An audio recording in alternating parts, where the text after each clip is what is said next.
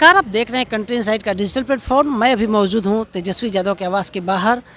तेजस्वी के आवास के अंदर 79 एमएलए को तेजस्वी यादव अपने घर के अंदर रखे हुए हैं। उनको भोजन करवा रहे हैं, उनको गाना सुनवा रहे हैं। हमारे साथ वरिष्ठ पत्रकार, राजनीतिक विश्लेषक कौशलेंद्र मिश्रा जी हैं।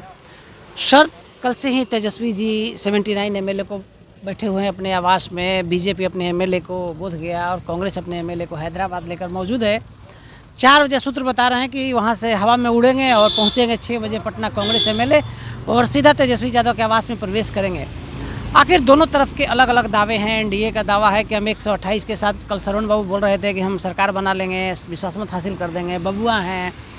इधर राष्ट्रीय जनता दल का दावा है कि विधायक आ रहे हैं हमारे पास, हम सर बहुमत में नीतीश कुमार को गिरा देंगे, अल्पमत में है नीतीश सरकार। क्या कहेंगे इस पर आप? अभी स्थिति दावों और प्रतिदावों के बीच में फंसी हुई है। सरकार के अपने दावे हैं, वो कॉन्फिडेंस दिखा रहे हैं अपना कि हम बहुमत से आगे हैं, और वहीं दूसरी ओर प्रतिपक्ष भी कमर कस करके तैयार है।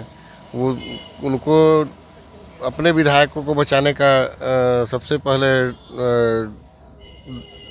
डर था, इसलिए उन्होंने अपने विधायकों को गोलबंद करके एक जगह एकत्र कर दिया है। जबकि सरकार के साथ जो एनडीए के घटक दल जो जुड़े हुए हैं, वो लोग भी अपने अपने स्तर पर बैठकों का दौर कर रहे हैं। आज शाम में विजय चौधरी जी के आवास पर भी बैठक है जदयू विधायकों का, और संभवतः वो लोग आज अंतिम रूप से आकलन करेंगे कि उनके पास तमाम विधायक उपस्थित होते हैं या नहीं। चूँकि कल की जो सूचना मिल रही थी कि 7 से 8 विधायक नहीं उपलब्ध हो पाए थे, पटना में नहीं रहने के कारण या अन्य कारणों से लोग बता रहे थे।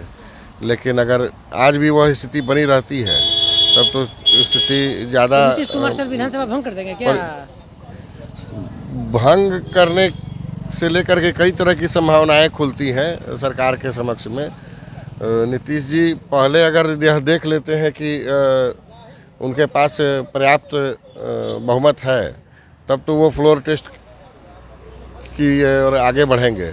अगर वो पहले भांप लेते हैं कि अगर नहीं है उनके पास संख्या बल, तो वो कैबिनेट की बैठक बुला करके उसमें निर्णय ले लेंगे और जा कर के राज्यपाल को सूचित करेंगे सरकार भंग करने के लिए, और चुनाव कराने की अनुशंसा भी कर सकते हैं। संभावनाएं कई अलग अलग हैं उसमें। आपको क्या लगता है? आप नीतीश कुमार को वर्षों से सर जानते हैं, राजनीतिक रूप से आप बहुत मजबूत पत्रकारिता करते हैं सर।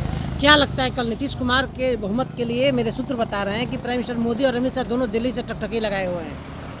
नहीं, वो तो उनके यहाँ जो अभी का वर्तमान में जो गणित है, वो उसके हिसाब से तो उनके पास पर्याप्त संख्या बल है, तभी उन्होंने दावा पेश करके सरकार का गठन भी किया है। रही बात हॉर्स ट्रेडिंग की जो चल रही है बीच में, उनके कुछ लोग इनके संपर्क में हैं, इनके कुछ लोग उनके संपर्क में हैं, तो यह देखना दिलचस्प होगा आखिरी मौके पर कि ऊँट किस करवट बैठता है, और जिस करवट बैठेगा वहाँ जीत हार तय हो जाएगी। और ये आज शाम तक दोनों पक्ष प्रतिपक्ष दोनों अपने स्तर पर इसको भांप लेगा, ताकि सुबह जो कल की होगी वो नए सवेरा लिए होगी, नई संभावनाओं को लिए हुए होगी। या तो विपक्ष अंदर खाने चित्त हो जाएगा, या सरकार अगर बैकफुट पर आती है तो बिहार में नए राजनीतिक संभावनाओं की तलाश तेज हो जाएगी और नए सिरे से सरकार के गठन की प्रक्रिया शुरू हो सकती है। राष्ट्रपति शासन लग सकता है, फिर से चुनाव में जाने की घोषणा की जा सकती है। तो इन तमाम पहलुओं पर मीडिया की भी नज़र है, विशेषज्ञों की भी नज़र है, और सब लोग पल पल इसको समीक्षा कर रहे हैं, और दोनों घटक दल भी अपने स्तर पर समीक्षा में लगे हुए हैं। राजद ने, जैसा कि अभी उनके वरिष्ठ सांसद और राष्ट्रीय प्रवक्ता मनोज झा जी ने कानूनी दाव पेचों का उदाहरण देते हुए कहा कि स्पीकर के खिलाफ नो कॉन्फिडेंस मोशन पर वोटिंग कराने के लिए 122 विधायकों का होना जरूरी है। बिहार के संदर्भ में। हालांकि उन्होंने उदाहरण के रूप में महाराष्ट्र और अरुणाचल प्रदेश, लेकिन सर लगता है कि उनकी बातों से लग रहा था कि वो चुनाव हार चुके हैं, विश्वास मत हार चुके हैं सर। ये उनका बोलना एक तरह से उनकी कमजोरी को प्रदर्शित कर रहा है कि जब आप कॉन्फिडेंस में हैं, विपक्ष अगर सबको बांधे हुए है, अपने सारे विधायकों को और एक जगह रखे हुए है और पूरी तरह से विश्वस्त है कि उसके पास संख्या बल पर्याप्त है, तो फिर इस तरह का बयान नहीं आना चाहिए था।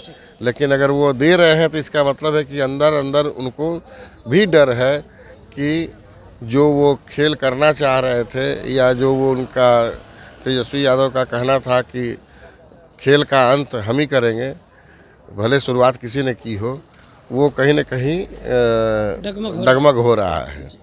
वैसे में नई संभावनाओं के बीच कल की सुबह देखने लायक होगी और आज की रात एनडीए और महागठबंधन दोनों के लिए कयामत की रात होगी। तो सर को सुन रहे थे कौशलेंद्र मिश्रा जी को, साफ साफ तेजस्वी यादव के आवाज़ के बाहर तक कर दिया, साफ साफ राजनीतिक विश्लेषण कर दिया। बिहार के दर्शकों को अगर अच्छा लगा हो तो कमेंट कर जरूर बताएंगे। सर ने साफ बता दिया कि आज की रात दोनों के लिए क़यामत की रात है। हमारे सहयोगी सन्नी कुमार मिश्रा के साथ कौशलेंद्र, पटना से।